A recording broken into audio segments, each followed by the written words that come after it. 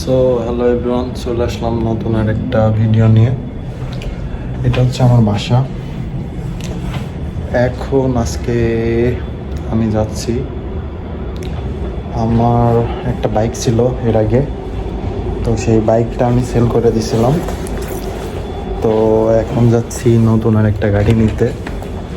তো আজকের ভিডিওতে আমি দেখাবো কিভাবে বাইক নিতে হয় এবং জেপিজেতে যে নাম ট্রান্সফার করে কিভাবে নিজের নামে করে নিতে হয়, ফরেনার স্টুডেন্টরা কিভাবে বাইক কিনতে পারে এবং কিভাবে সব কিছু করতে পারে। আজকের ভিডিওতে এইটাই আজকে আপনাদের দেখাবো। তো শেষ পর্যন্ত ভিডিওটা দেখার অনুরোধ রইল সবাইকে। তো চলুন শুরু করা যাক।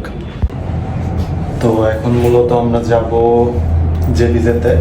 তো আগে আমি একটা জায়গা থেকে টাকা উঠাবো, ব্যাংক থেকে টাকা উঠে তারপরে যাব জেপিজেতে। তো চলুন দেখা যাক। তো ব্যাংকের দিকে যতটাই আগাচ্ছি তত আমার স্বপ্নটা মনে হচ্ছে যেন এগিয়ে যাচ্ছে।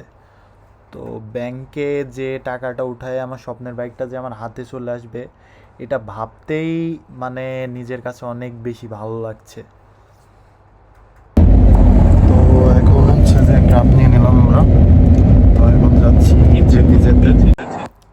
তো আমার বাসাটা বেসিক্যালি কুয়ালালামপুরের ভিতরে। তো এখন আমি যাচ্ছি জেপিজে ওয়াংসা মাজুতে, বিকজ এখানে নিয়ারেস্ট যে জেপিজেটা আছে সেটাই আমার যাইতে হবে। কারণ এখানে নিয়ারেস্টটাই গেলে আমি তাড়াতাড়ি পারবো কাজ কমপ্লিট করতে, এবং আমার যে বাইকটা সেল করবে যে আঙ্কেলটা, সেই আঙ্কেলটা ওর বাসাও আমার বাসার কাছাকাছি। তো আমরা দুইজন ঠিক করি যে আমরা ওয়াংসা মাজুতেই যাব। তো পাশাপাশি ভিউ দেখতে দেখতে চলে যাচ্ছি। চলে যাওয়ার পরে শেষ পর্যন্ত পৌঁছিয়ে গেলাম জেপিজে ওয়াংসা মাজু। তো পৌঁছানোর পরে আঙ্কেলের জন্য ওয়েট করছিলাম কখন আঙ্কেল আসবে আর আমার স্বপ্নটা পূরণ করবে সে। তো অপেক্ষার পালা শেষ।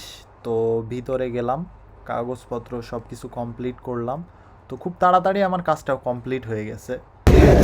Yeah, very fast. Lucky. Excuse me.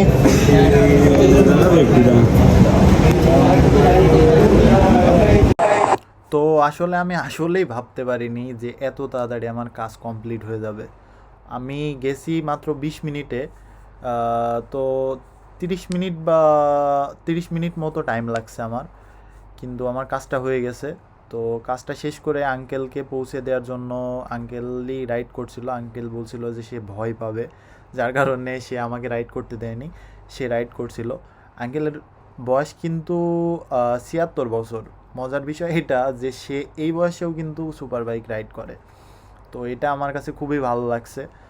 তো বাসায় চলে আসলাম আঙ্কেলকে পৌঁছে দিয়ে। বাসায় এসে ছোটোখাটো একটা সিনেম্যাটিক ভিউ নেওয়ার চেষ্টা করছিলাম আমার বাইকের, যে বাইকটা আসলে কেমন দেখতে হয়েছে। তো এই হলো আমার বাইকের ছোটোখাটো একটা ভিডিও। কেমন হয়েছে অবশ্যই সবাই কমেন্ট করে জানাবেন বাইকটা কেমন হয়েছে। চলে আসলাম আবার। তো সব কিছু শেষ করে জেপিজে থেকে যে সব কিছু ঠিকঠাক করে এখন বাসায় চলে আসেছি। এই যে বাইক, আমার সেই স্বপ্নের বাইক। গতবার একটা ভুল করছিলাম ডিটিএক্স ডেমন নিয়ে, সেটা নিয়ে কাহিনী অন্য কোনো একদিন জানাবো। সেই জন্য আর কি ওই গাড়িটা চেঞ্জ করেছি, তারপরে এটা নিয়ে। তো এটা কেমন হবে সেটা তো বলতে পারছি না, আজ থেকে নিলাম। তো চালিয়ে দেখবো কেমন হয়। তো এখানে বেসিক্যালি স্টুডেন্টরা বাইক কিনলে কোনো ঝামেলা হয় না, কোনো কিছুই হয় না। ইন্টারন্যাশনাল লাইসেন্স যদি থাকে তাহলে আপনারা অবশ্যই গাড়ি কিনতে পারবেন। আবার যদি ধরেন যে এখানে এসে শুধু বাইকের লাইসেন্স করবেন, তো 700 রিঙ্গিত খরচ হয় একটা বাইকের লাইসেন্স করার জন্য। তো মানে মোটামুটি বেশি হাই প্রাইস হাইকিং পড়ে না। তো মানে স্টুডেন্টদের বাইকটাই বেটার। আর যদি কেউ বড় দোকান সেহেতু কার নিতে পারেন, কার নেওয়ার কোনো সমস্যা না। এখানে মিড রেঞ্জের কার পাওয়া যায় অনেক কম দামে, সেটা নিয়ে অন্য কোনো একটা ভিডিওতে ডিসকাস করবো কার নিয়ে। তো এই হলো আমার বাইক।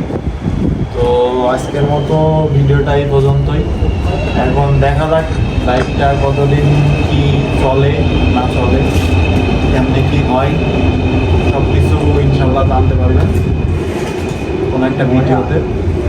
তো বাইকটা নিয়ে রিভিউ দিব, মানে 2-3 দিন চালিয়ে নিই, আগে সপ্তাহখানিক চালিয়ে নিই। নেক্সট একটা ভিডিওতে হয়তো বাইকের রিভিউটা দিব যে এটা কেমন। এটা বেসিক্যালি থাই ইন্দোনেশিয়ান ভার্সন, তো যার কারণে ABS নাই, ঠিক আছে।